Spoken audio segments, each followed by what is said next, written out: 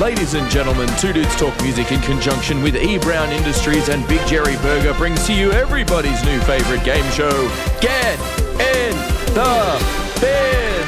Now, let's go to our host, Reverend Raph and the beer buddy, Kyle.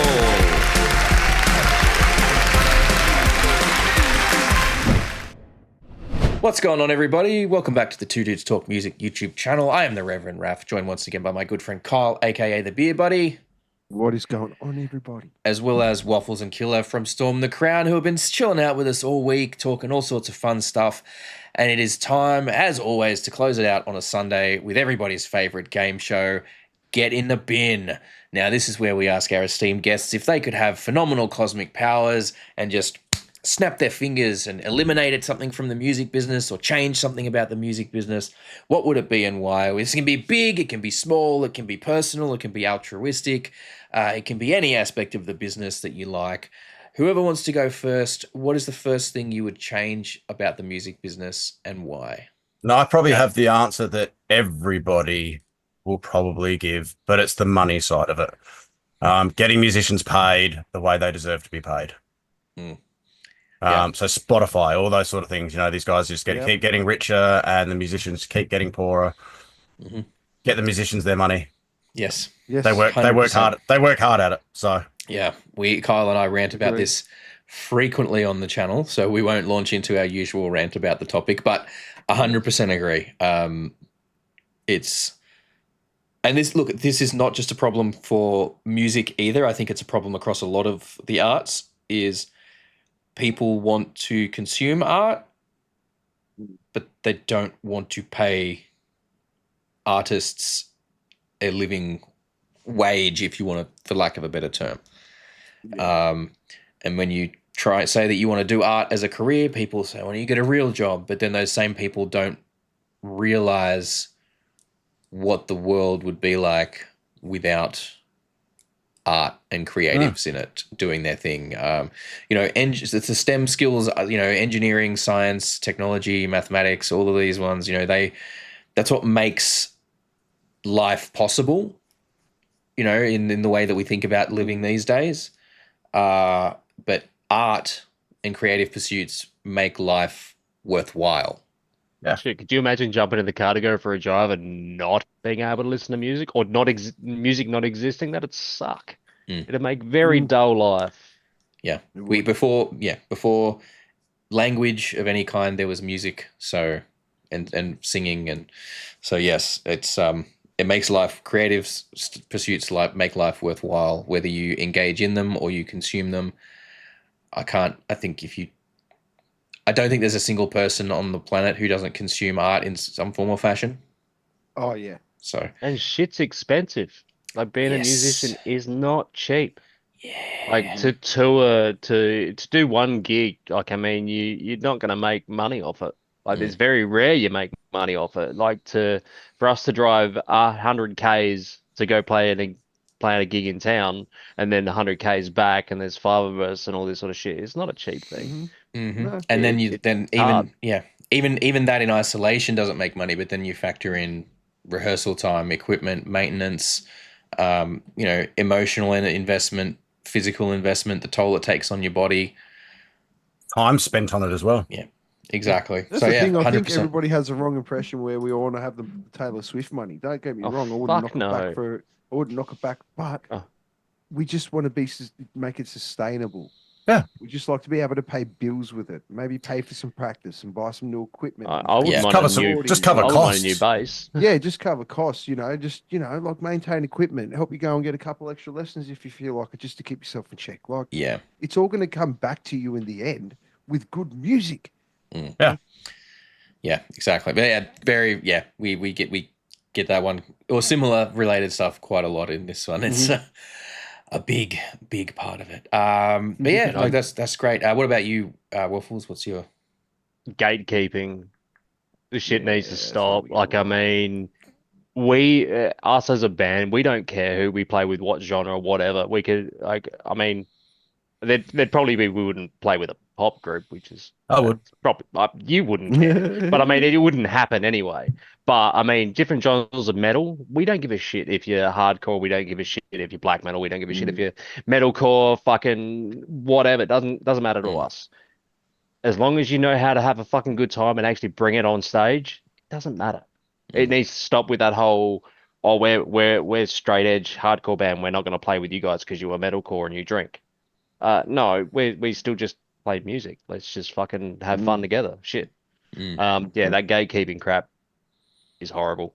Yep. Okay. Again, there's I mean, multiple fair, the expletive last laden thing I'd rants want to on. be is last thing I'd want to be is in a straight edge band and then have to play at fucking pubs in Australia every week. It I would think that's a suck bit ass for hard. them, but yeah. But I mean, you know what I mean. Like we can rock up to a place and well, underground back in mid 2000s down here was no alcohol. We would have happily played at a venue like that. Yeah. No booze, who gives a shit? Like, Yeah. Yeah, that's doesn't it. matter. It's all about but the music, baby. It's 100%, and we just want to be able to have that chance to play with the different genres of metal, not just pigeonhole. That's like the I'm Not a Burden festival that happened. There was different genres of music. It wasn't just. Yeah. It was everything, which was great to see and great to have. Well, I think that's where a lot of places fail now, where it's like you have a look at anything that was really big and lasted a long time, like just examples for places that were in Sydney. It was like Club Link, and we'll say Frankie's Pizzas are the two biggest ones that I can sort of remember going around in Sydney. They made their thing sustainable by catering to all metalheads. And when they had a show, they had 4 or 5 different types of bands. Yeah, they were close enough. You know, you can't obviously go too, you can, but even then, you know, like we put shows down on here in Sydney, and we have a punk band opening the night with a whole bunch of metal bands that follow up afterwards. Hell yeah! Shit, we played with a pirate punk band before. Yeah, I it's mean, like, mate, do you have a distortion pedal? Requirement met. Yeah, that's it. I mean, I think I piss a lot of people off because I honestly can't be bothered being too specific with subgenres these days. So I'll just anything that's you know got anything that's heavy guitars that is heavier than rock, I'll just put under the metal category. Whether it's punk, hardcore. I mean, obviously broad strokes, but like this specific metal subgenre that's got like 3 different qualifiers on the front of it. I'm sorry, I'm just gonna say it's metal. Like I'm okay. Most of the time I'm not gonna get into all your particularly deep stuff like. Metalcore, deathcore, hardcore, all these the core genres. I'm just that's metal. I just put it all under that when I talk about it because it's all rock and roll. Broadly speaking, it's heavier than rock music, so I'll put it under the metal category. That's simple. But yeah, no, gatekeeping is a big eye. There's multiple expletive laden rants on the channel from me about this one, getting very intense and right up close to the microphone and. Probably getting some of our out of your neck. Probably getting some of our videos demonetized with it, if I'm being perfectly honest. But it's something I'm very, very passionate about. Like I don't care if for people that want to get picky about their genres or people that want to try and push people out of the scene because they're not as big of a fan as they think they should be or any of that kind of stuff. Like if you like your genre of music, why would you not want more people to be able to enjoy it unless it's purely to try and retain your smug satisfaction and sense of self-worth by, trying to feel superior to other people by having this niche thing that only you know about. Like, share the fucking wealth. Share the love. Share the love, absolutely. All right, number two, who's going next for dead number 2? You're up, Wolf. I said gatekeeping. Because you each get 3, so. Well, bring vinyl back. Well, it's coming. It's coming back. Bring vinyl back in a big way. Can we bring vinyl back and make it a reasonable fucking price? I went into JB Hi-Fi the other day and it was like $50 odd, $60 odd dollars. They're collector's items now. People don't fucking listen to them. Look, I get it, and I understand. But do you know how many more I would buy if you just knocked off like $15-20? Yeah. Yeah. Most of my stuff I've got is bloody expensive. Listen to the words, like, you know what I mean? I get they're collector's items, And I love them. Look, if I had the record player and I had disposable income and didn't have two kids, there'd just be a wall of them behind me. Do you know what I mean? But even then, like, when's the last time you've actually? Oh, look, I get vinyl coming back. I'd more appreciate it if maybe bands wrote for vinyl. Or write Do you know what I albums. mean? Do you know what I mean? Like if we could go back to that sort of analogy, sort of at least writing style where it mattered if you put it on a, because some vinyl sound shit. They're that collector's items. Like if you put them on, it's just not built for it, man. That's where a lot of And bands vinyls produce and warms are for beautiful. iTunes and the digital platforms, digital distribution now, and you can't, like, that doesn't translate. Doesn't No. translate to vinyl. Great example I like to give is when Metallica released Death Magnetic. They went very analog for a lot of that recording process, and they mastered it with vinyl in mind. So it was mixed and mastered with vinyl in mind. And I always like listening to that CD version. I'm like, it doesn't. Something sounds fucking off. Something sounds off. Then I got the vinyl version and listened to that, and I'm like, that's what it is. That's what it is. They clearly didn't do different mastering for the CD version. They just produced it all with vinyl and analog and did all that in mind. And then it just took that wholesale and put it for the CD release. And the CD release sounded weird, and the vinyl release is the superior version for that album. But a lot of bands, they do it the other way. They don't. It's produced for digital platforms, for streaming distribution, that sort of mentality, that kind of production in mind. And if you just lift that wholesale and put it on a vinyl, yes, it's going to sound odd. It's not really going to work as well. But yeah, no, I think if I can kind of dive a bit deeper into the point you're trying to make with that, though, is it more just about being more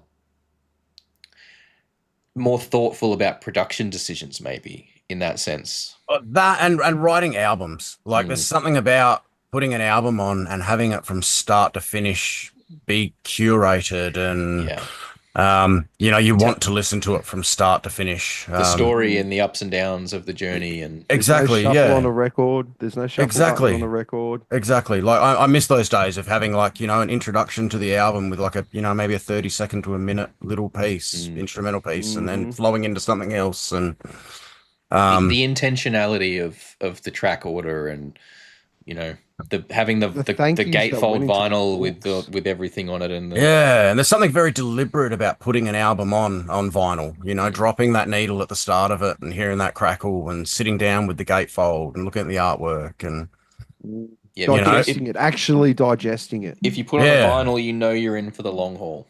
Exactly, yeah. Yeah, there's something amazing about that. Well, it's what we talked about before. It's a ritual thing. Yeah. It's what we were talking about in the podcast. If you haven't watched a good podcast, go back to it. But it's what we were talking about before. It's a ritual thing. Like we remember the ritual of physically grabbing the CD, putting it in, hitting play, starting at track one, going through the booklet at the same time. If it had lyrics, that was a bonus. Like Oh, yeah. all But those things were even like just going to the record store and flipping through and not knowing a band, but picking it based on the cover or who the album was put out by. You looked at the label and went, I know this label, so I'm going to buy this album and listen to it, and knowing nothing at all about them. I think the labels is a big one. Like, how do who's on what label now? Exactly. Fuck knows. When Roadrunner made something. But when you look at when you looked at a CD or a vinyl, you had there was the record label things. Yeah, and hello. Hey, Ava. Yeah, we can say hello. Say how you hi. going? Hi. Hey, Todd. But yeah, we'd you'd go through and look at who the other bands thanked to find new bands. Yeah. All of that stuff. I miss that stuff. The excitement of going to the record store and hoping they had a band that you'd read about on the back of another CD, or seen their name mentioned in an interview from a zine that you'd picked up that you'd got sent from the UK or America, and that shit needs to come back. it's the best. It does. You know, picking up But- Rip It Up but- magazine back in the day. Oh, For us Adelaide people, Rip It Up had fucking heaps of Yeah. shit, didn't it? Yeah. Or we were sending cassette tapes around the world when I was growing up to, random people that would send a cassette tape back with music that they liked on it. And there you go. yeah, Yeah. Far we out. old though, but There's a No, yeah. no, There's tape a trading was the best. yeah. It's. I mean, it's hard to not sound gatekeepery when I say this, but there is, it's a sort of a going through it to get the music that you love almost gave it more value in a 100%. way. It's like 100%. the when like Dead Kennedy's albums used to come with a slip in them, and you can order shit from the Alternative Tentacles record shop, and it's the only way you could get half that shit. Like, and it was And cool you'd put when it got real out. money in there as well. You'd Oh, put real yeah. money in an envelope and send it to the other And side you of the world. send and it to it's 6 America, months and you go, later. "Is it coming back?" Yeah. 6 months later, your hoodie arrives and it's the best thing ever. Yeah, you order it in May, and then the hoodie comes, and it's like summer. Yeah. Yeah, and there weren't no tracking. Oh, You no. couldn't look up Yeah. on your phone and go for tracking. There was none of No. that shit. No, the only tracking was you'd look out the window and see if the postman was there. So Yeah, you do that for 6 months. yeah, every day. Every day for 6 months. We're fucking old. All right, Shane, you've got a second one for us? Oh, I have no clue if what would I get rid of, eh? Mate, it can be literally anything. It can be stairs. It can be bloody whatever you fuck, want, mate. yeah, fuck stairs, because I've got an Ampeg 4x10 cab behind me that sucks an absolute ass to carry, and my head weighs a ton. I The old get rid of fridge. stairs in a fucking yeah. I 100% will get rid of that. I mean, Full digital, I know. mate. That's the future. You got to embrace I it. can't. I run a Helix. I do run a Helix, Okay. but I also run a Sans amp into the Helix on top of that, and the SVT3 Pro into the cab. So I mean, Best of both worlds, then. best of both And worlds, yeah. worst. And Oh, worst. and the weight's the worst. Yeah. I don't know. No. That's a to good be one. honest, Like stairs loading in, nothing loading really out, all that serious stuff. I'd want to get rid of, other than the whole gatekeeping thing. I mean, Yeah. yeah, stairs suck ass. Sorry, guys. I could hear my fucking I think I could hear my Google fucking thing going off or something. I'm like, what the hell's going on? That's all right. My kid interrupted, so that's cool. All right, and all right, Killer, you got a third one for us? Oh, just more fun. I think less hatred at shows, more fun. People should just have a good Yes. time. I thought about one. Oh, Crowd look out. killers. Crowd killers. Get the fuck out. If you're gonna do it, cool. Just no.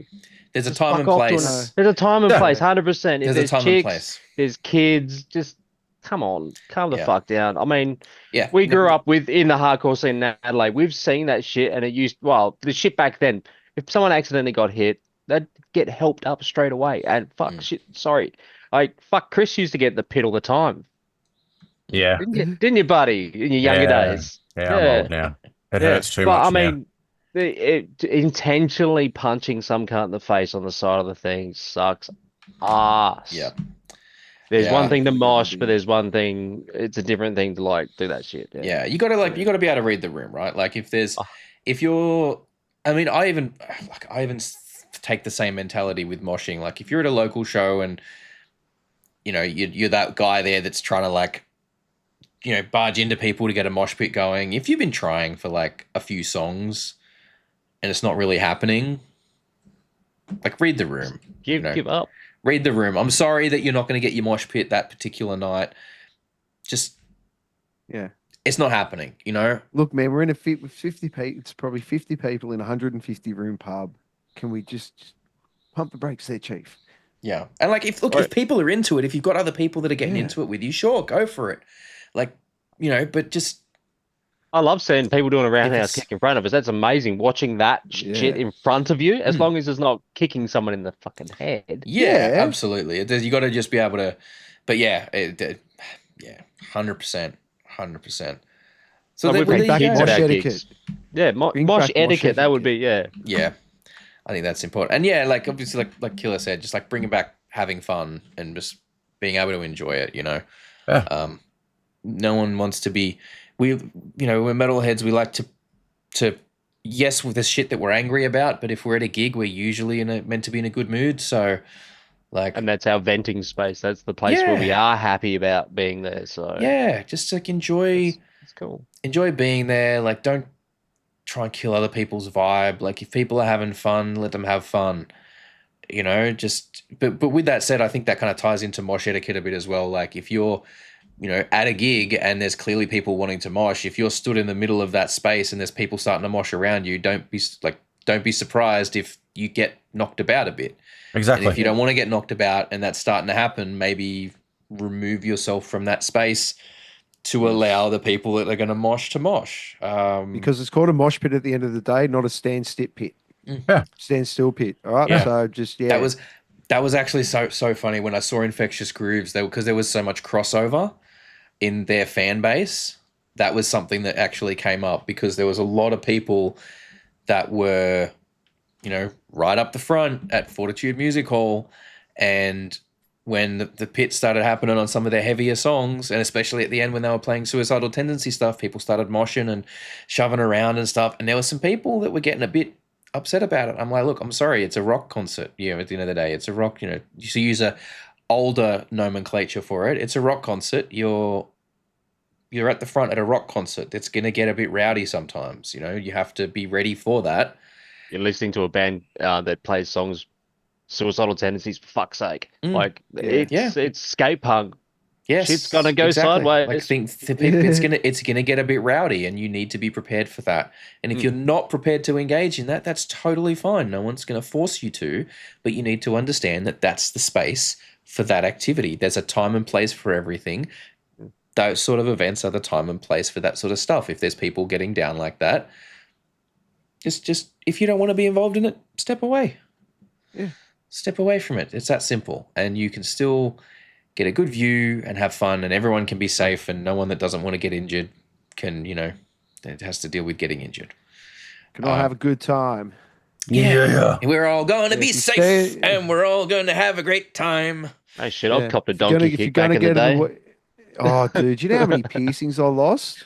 Like crowd surfers getting kicked in the face when a crowd surfer come over and they go over the front barrier, and just as they're coming out, they give you a quick boot in the face, and But I bet you kept going.